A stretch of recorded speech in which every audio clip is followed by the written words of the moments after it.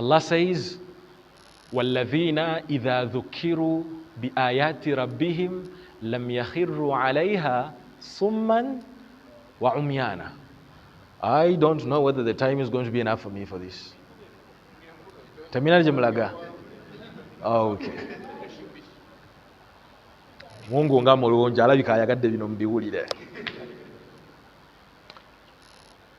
One thing the Ibad of Ar-Rahman do is إِذَا ذُكِّرُوا بِآيَاتِ رَبِّهِمْ, when they are reminded with the ayat of their master, لَمْ يَخِرُّوا عَلَيْهَا صُمًّا وَعُمْيَانًا. They do not neglect them. They do not go away from them. Summan, deaf. Deaf, right? They don't pass by the reminders of Allah deaf, wa umyanan, and blind. The ayat of their master, when these ayat are recited for them, they don't pass by them deaf and blind. You're going to explain what that means. But most importantly is, what is their expression when they are reminded? First of all, is Allah describing who is reminding? Allah uses dhukiru. Now let me tell you this. Dhakkara, reminded. Okay? Dhukira, he was reminded. So dhukiru is a passive form. So regardless of who he is reminding you, beautiful is the speech of Allah. Allah is not focusing on who he is reminding. Some of you are like, if it is Shamir, we can listen. If it is Musa, tena shatugamba. Allah is saying, إِذَا ذُكِّرُوا, he hides who is reminding. Because you do not, when it comes to the remembrance of Allah, it doesn't matter who is reminding you. You understand? It doesn't matter from whom you are receiving that reminder from. Allah is saying, إِذَا ذُكِّرُوا بِآيَاتِ رَبِّهِمْ, when they are reminded of the ayat of their Lord, reminded, who is reminding, doesn't matter. Doesn't matter so long as he is doing the role of reminding you the ayat of Ar-Rahman. The ayat of Allah, the ayat of your master. You're supposed to pay attention to the ayat, not the one who is reminding them. And Allah purposefully hides them. He makes the statement passive, إِذَا ذُكِّرُوا, when they are reminded, regardless of who reminds them. You do not go blind and deaf. The ayat of Ar-Rahman, the ayat of Allah, the ayat of your master are being recited to you, and you decide to go deaf and blind. How does someone go deaf when the ayat are being recited to him? They pretend like they've not heard. They pretend like they've not seen. Meaning, we're tulinaye, since it is you, nothing. Hold on. What are the ayat of Ar-Rahman? What are the ayat of Allah? What's an ayah? A sign.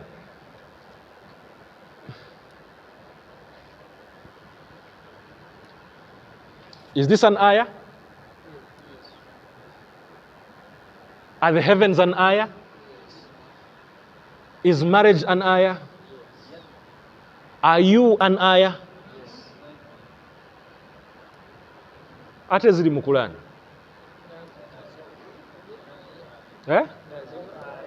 Nazo aya.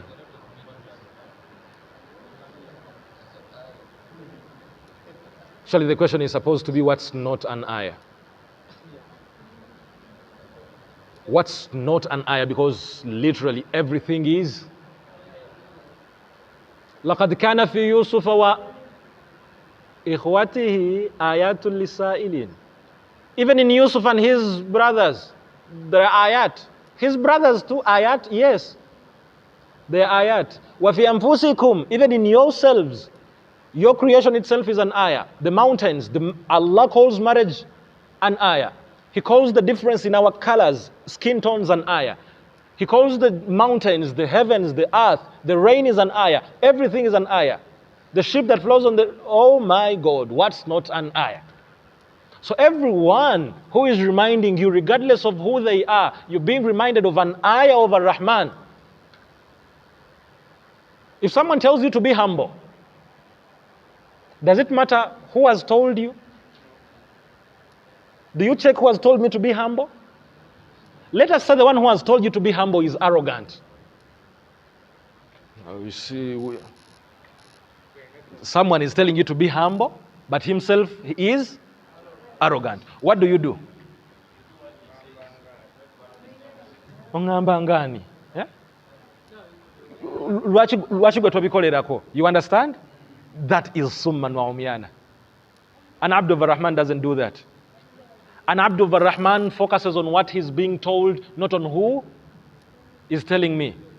إِذَا ذُكِّرُوا بِآيَاتِ رَبِّهِمْ لَمْ يَخِرُّوا عَلَيْهَا صُمًّا وَعُمْيَانًا. And when you talk of the ayat in the Quran, it becomes massive. When you are reciting the ayah of the Quran, when you are studying an ayah of the Quran, you don't study it like you've studied it before. So when you are studying Qul Huwallahu Ahad and you are like, Banango Walero, we are going to have a dars after Salah, we are going to study Qul Huwallahu Ahad. Hey, Jitwajimala. Salaam alaikum. Ngato zange zidiwa. That is summan wa umyana. You don't want to hear, you don't want to see because you assume you've seen already. That's not the case when it comes to the ayat of your Allah. If you're going to 50%, you see, when you focus on who is telling you, you lose focus on what is being said. Okay? And Allah predominantly in the Quran is taking our... It is important to watch yourself before you talk, right? It is important for you to watch your arrogance before you address humility. But Allah is not teaching us the ethics of teaching people who are arrogant, not talking about humility. Allah will address them elsewhere. Allah is addressing you as a person who pursues to be an Abd of Ar-Rahman, a slave of Ar-Rahman. What will you do if an arrogant person talks to you about humility? I'm supposed to take the ayah of being humble, regardless of who has told me to be humble. That takes patience, right? You're supposed to be really patient for you to take in advice of humility from an arrogant person. The Quran orients us to focus on what's being said, and it doesn't let us focus on what's not being said and who has said it. See the story of Ashabul Kahf. Beautiful story.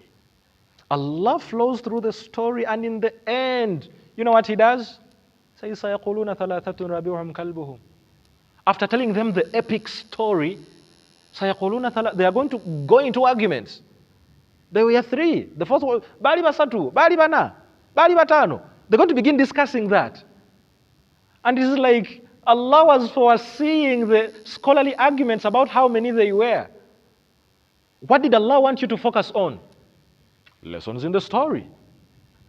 But since we go deaf, we go blind on what Allah has said, we create our own intentions about what Allah has said himself.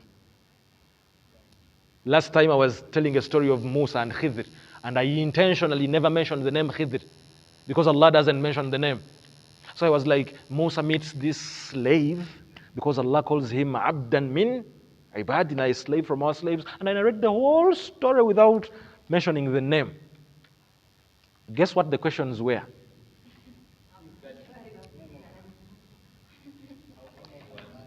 What was his name? I expected that one, of course. It was there. But there is this one that shocked me. Because you remember where they are going to meet? Majma al-Bahrain, where the two oceans meet? Oh my God. Omana Yambuza, where are those two oceans that met? I'm like, oh my God. The whole story wasn't epic?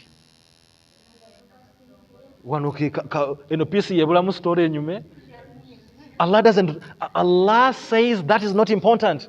Don't be deaf. Don't be blind upon what you've heard from me. You understand? Don't look for other motives. Look at what I've told you. Don't be blind. This is what I've told you. Don't be deaf. This is what is being recited. This is what I say. إِذَا ذُكِّرُوا بِآيَاتِ رَبِّهِمْ لَمْ يَخِرُّوا عَلَيْهَا صُمًّا وَعُمْيَانًا.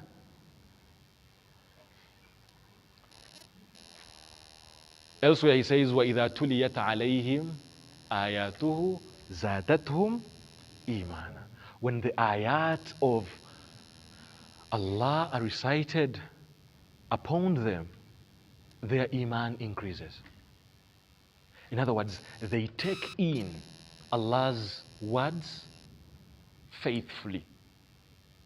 From the lens of iman, they take in Allah's words They don't take Allah's words for granted. They're not like we've heard that before. They're not like we've seen that before. No, they are ibad of Ar-Rahman. Everything they do it faithfully when it comes to the ayat of Ar-Rahman. They neglect nothing. They listen to everything attentively. They look at everything attentively. And I think that is the path we are on. We seek to pay attention to what Allah is saying. We look at it carefully and we listen to it carefully. We are not deaf and we are not blind about the ayat of Allah. Information that comes to us through hearing and through seeing is big, big, big information. Sticks with us.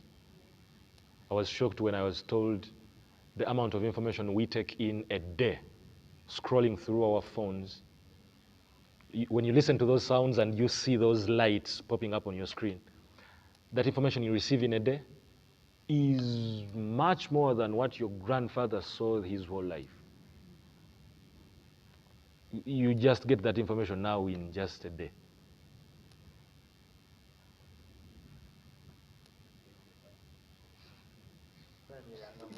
So kati gwe ng'omukuŋŋaanya w'ebintu by'olaba ne by'owulira, when you listen to veins, how does Allah arrange this so beautifully? When you come across laghu, how does laghu come to us? TikTok, right? What happens on TikTok? What do they pay attention to on TikTok? The ears and the eyes. What are you listening to? What are you seeing? Right? Okay. So Allah is bringing a correlation. Seeing and hearing with Allahu, what did he say? Marru kirama. With the ayat of their Lord, what did he say? They don't be blind and deaf. You expected to be blind and deaf for Allah, and you expected not to be blind and deaf when it comes to the ayat of Allah. Okay? So you see, when you're going through TikTok, one dance after the other, one dance after the other, then you see a mufti menk, then you scroll faster, you go away from a mufti menk, you don't want to see any ayah. So you are blind. This is the reverse. You are blind, the ayat of Allah are coming towards you, right? Even the algorithm is bringing you mufti menk. The algorithm is bringing you a reminder, a short reminder of how someone is reciting Quran. You're moving from dance after dance after dance, then this lady comes and she's reciting Quran. Oh my God. Ah. This is what we are doing. Status quo. No ziraba.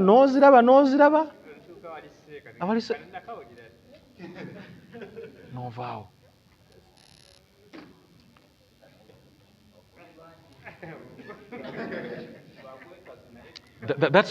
That's actually the opposite of what we are supposed to be doing. Okay?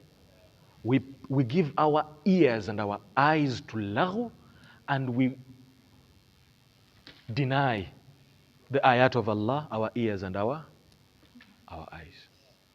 One scholar says, even when you're not understanding the meaning of the Quran, the sound of the Quran itself is remedy. Just listening to the Quran, even when you don't understand what he's saying. So part of the ibad of Ar-Rahman, don't be deaf and blind towards the ayat of Allah. Better be that with a laghu, because that's what they do. Marru kirama. Some of you don't even marru kirama with the ayat of Allah. Oyitawo soza. Unobuwala nabwo. Wanoseko wabasomesa biki. But you pay attention to, mwana akyusizza. Okay.